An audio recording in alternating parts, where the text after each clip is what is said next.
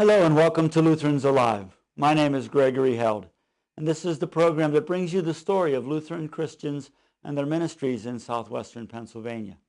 With us today is Lori Tormey. Lori, welcome. Thank you. Lori's the coordinator of the Southwestern Pennsylvania Synod Health and Wellness Ministry. I think that's close to the title. And she's a member of Faith Lutheran Church in Aliquippa. Yes. Lori, again, thanks so much for being with us today. Thanks for having me. We're excited about having the chance to talk about the Health and Wellness Ministry. As we do so, I introduced you with some basic associations, but as we were talking before the program, you were reminding me there's a lot of interrelationships that come together to help make this ministry happen. Could you perhaps, as we begin, help us to understand who some of the players are in making this work? The Synod Health and Wellness Ministry is a collaborative effort with our Synod office, Lutheran Senior Life, and Mercy Parish Nurse and Health and Wellness Ministry program. So there's three key players there. And it started as a result of my being a parish nurse, and I have three churches in Beaver County that I serve, Faith, Vankirk, and Redeemer in Monaca. And I've been the parish nurse there for almost 5 years now. And one of my parishioners was looking to place her dad in long-term care. And for anyone, that's a difficult place to be. So as the parish nurse, I offered to help with that because that's part of what you do as part of the church family and being the parish nurse. So I made a call to St. John's in Mars, and just to get a name for somebody, because so often you call places like that and you have to go through many different channels. So I got a name for them to talk to. And within 5 minutes, my phone rang and there was a man on the other end saying, "Are you really a parish nurse?" And I said, "Yes." And he said, "Then we need to talk." And it was Mark O'Donnell from Lutheran Senior Life.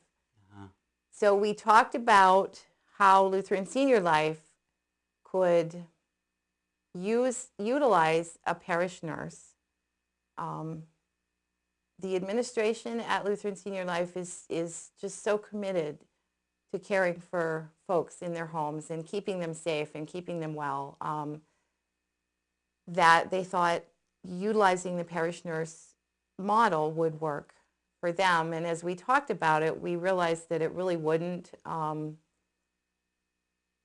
they're really wanting to help encourage, and well, not encourage, but support the Synod efforts in what they're doing and work directly and closely with the Synod office. So after about 2 years of talking about it, we sat down at the table and Pastor Sandy Kessinger was the one who kind of said, this is how we think it could look. And Mr. Fanaletto from Lutheran Senior Life gave us the grant and said, choose the person and go. And he gave us the money for a 3-year grant.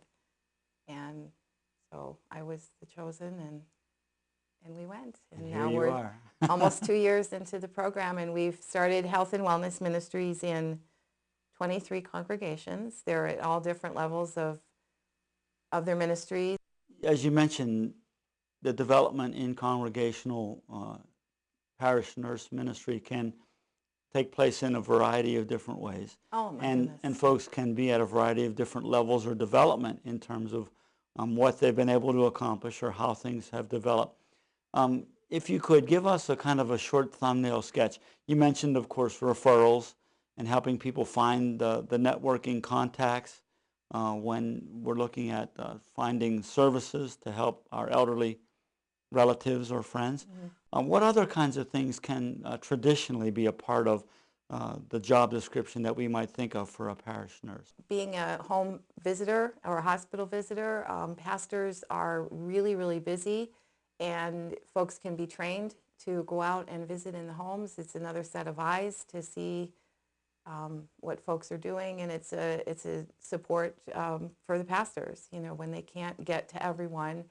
Some churches have home visitation lists that are very short. Others have them that they're 15 or 20 people, and beyond everything that they do, it's hard for pastors to get there. Becoming an advocate for folks. you know, and I know when we go to the doctor and the doctor's on his way out the door or her way out the door before they even start talking to us. Um, and historically, folks have just kind of agreed with the doctors and said, you know, okay, and this and that. And, you know, healthcare is in crisis right now. With short staffing in the hospitals, people are getting discharged sooner. And they don't really know the questions to ask, so we can become advocates for them. And I think there are many, many changes that are taking place in the healthcare world, and it raises a lot of questions because nothing is predictable, if you will. Used to be the system stayed the same, Mhm. and you knew what you could expect when you went to the doctors or if you had to be referred to a specialist or whatever, but it isn't always that predictable anymore.